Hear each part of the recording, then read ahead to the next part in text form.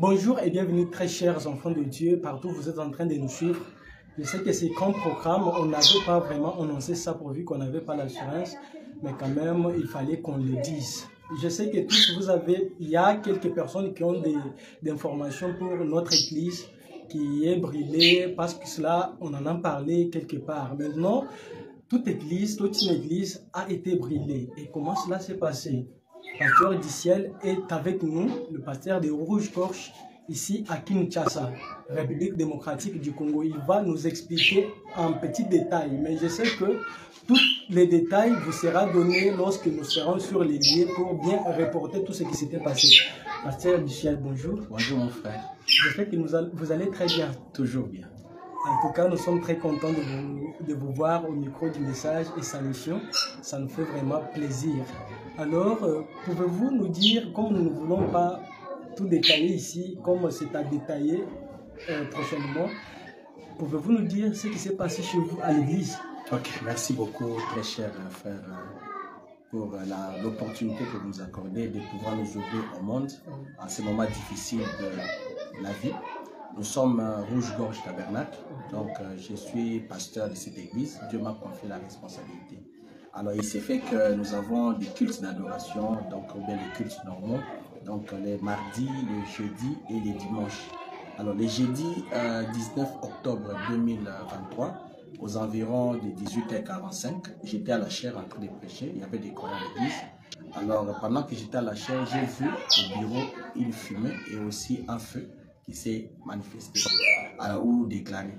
J'ai immédiatement dit aux frères qui étaient dans la salle et aux sœurs qu'il y a un problème, nous devons arrêter pour vérifier.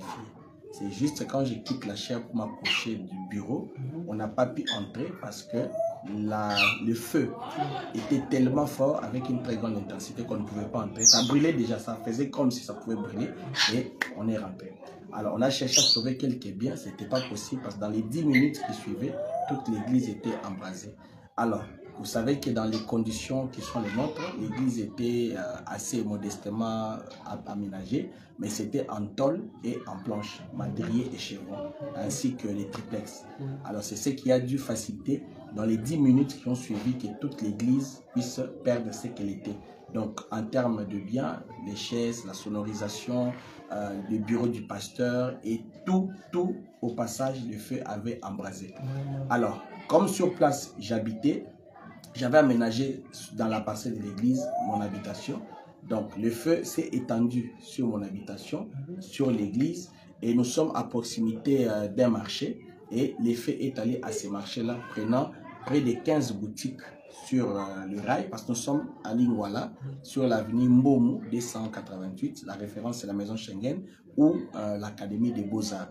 Il y a un arrêt qu'on appelle communément arrêt Itagaray.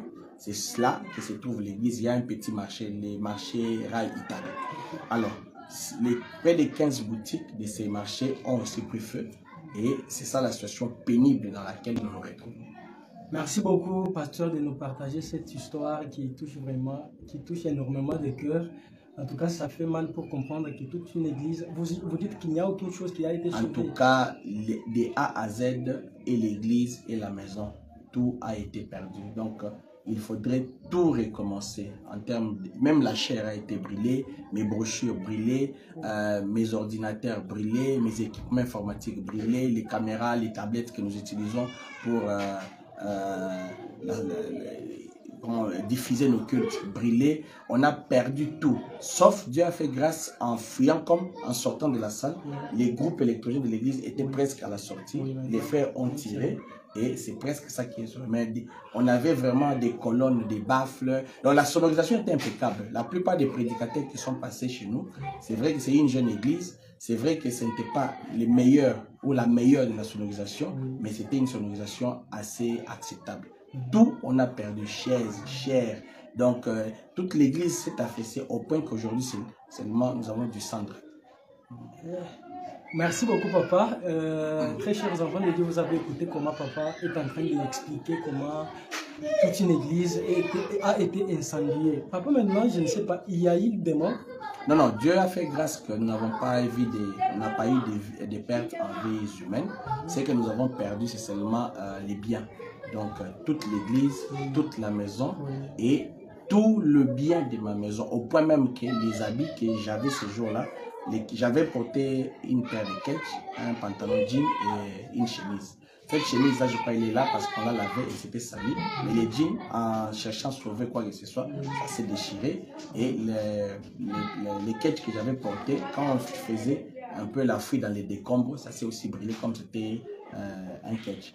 Alors, tout ce que même ces habits que j'ai, c'est donc un élan de solidarité qui a saisi quelques frères. Donc, les uns et les autres sont en train de chercher à sauvegarder, et plutôt sont en train de chercher à nous aider pour continuer à sauvegarder la vie. Vraiment, en tout cas, c'est vraiment, et ça touche vraiment beaucoup, énormément, ça touche.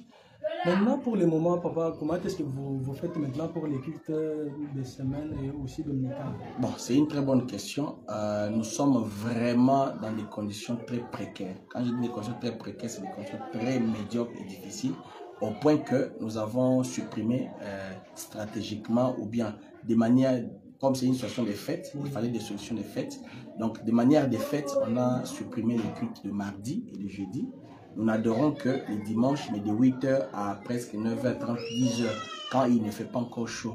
Fort malheureusement, les deux derniers dimanches, donc le dimanche 22 et le dimanche 29, je crois, oui, dimanche 29, nous avons adoré, mais déjà vers 9h, il faisait très chaud.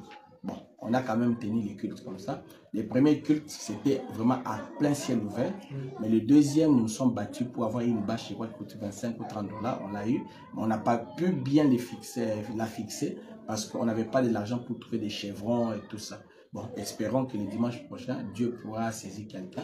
Nous-mêmes, en tout cas, nous sommes dans une situation très complexe. Vous voyez, il faut sauver et la vie, parce qu'il faut chercher là où habiter.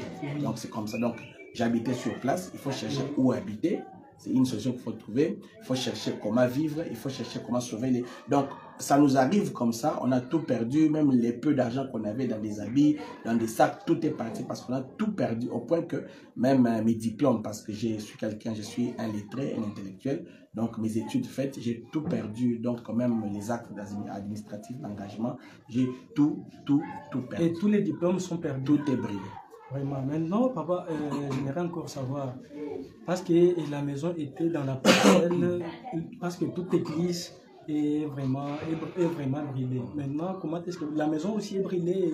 Ça se passe comment? Oui, bon, avec les bailleurs, nous avons parlé. Il a compris que, parce qu'il faut chercher à savoir la cause. Oui. Bon, même si la cause était non connue, donc c'était toujours une situation pour laquelle il faut toujours qu'un élan de solidarité se manifeste. La cause, c'est le retour du courant de la SNEL. Alors, depuis le matin, depuis déjà 2 semaines, là, dans les quartiers, il n'y avait pas une bonne tension du courant. Et les agents de la SNEL avaient été alertés par les amis du quartier et puis le marché. Malheureusement, ils ne sont pas venus à temps. Et nous, ce jour-là, on était au culte, on n'utilisait pas les courants. Et quand le courant est revenu, alors cela est revenu en mode phase-phase. Et ce mode phase-phase a créé une surtension. Et cela a brûlé l'installation, et c'est ça l'origine du feu. Donc, maintenant, par rapport à la question, c'est qu'avec les bailleurs, nous sommes des locataires. Avec les bailleurs, il a compris et il nous a demandé de trouver l'argent pour rebâtir encore l'église et continuer à adorer. Pour la maison, il faudrait aussi chercher des moyens pour réaménager parce qu'on ne saura pas chercher une garantie.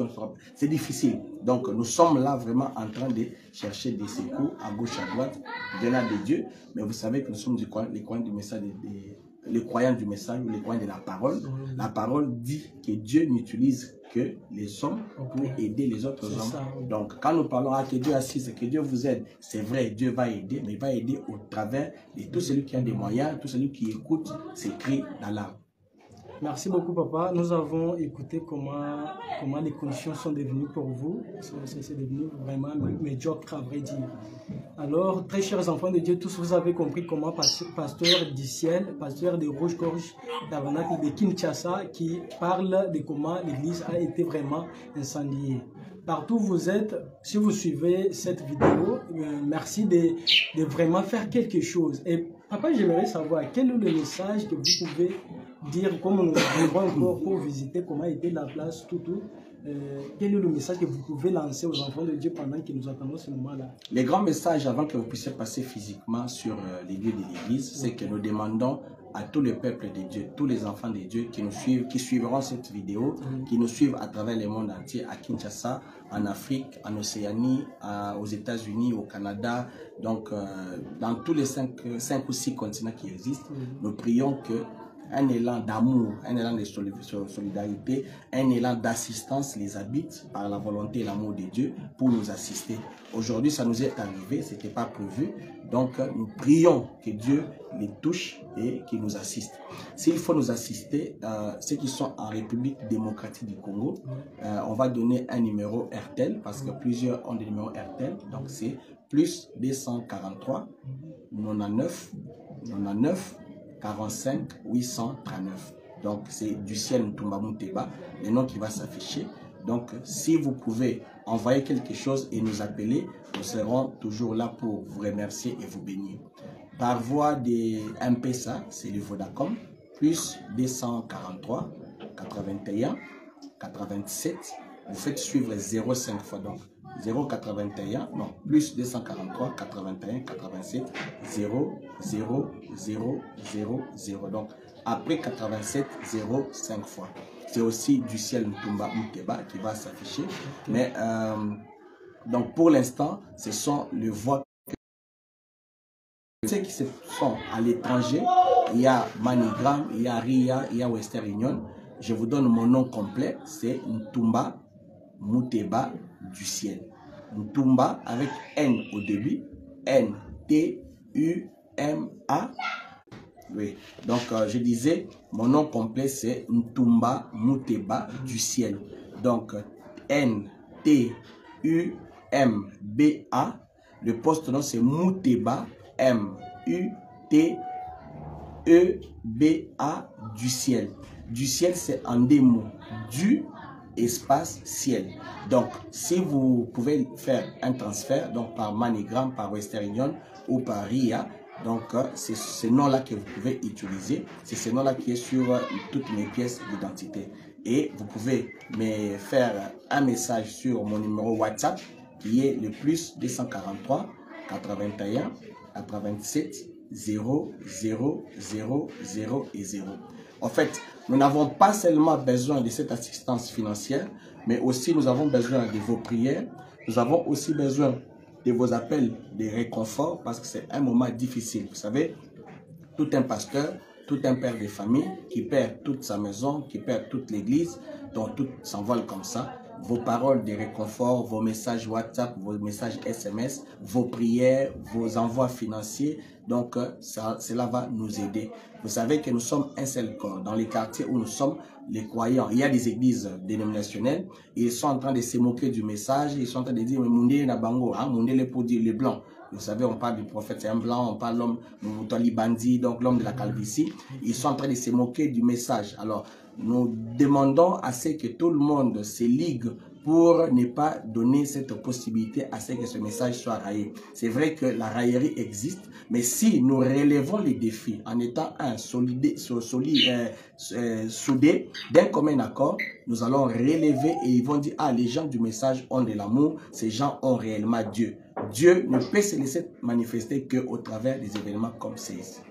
Merci beaucoup, pasteur. Je sais que tout enfant de Dieu qui suivra ce direct ou cette vidéo sera au courant de ce qui s'est passé et je sais que Dieu fera quelque chose. Très chers bien-aimés du Seigneur, je vous dis merci et je vous souhaite un bon cœur de la sorte que vos soutiens seront les bienvenus. Que Dieu vous bénisse richement. Merci beaucoup.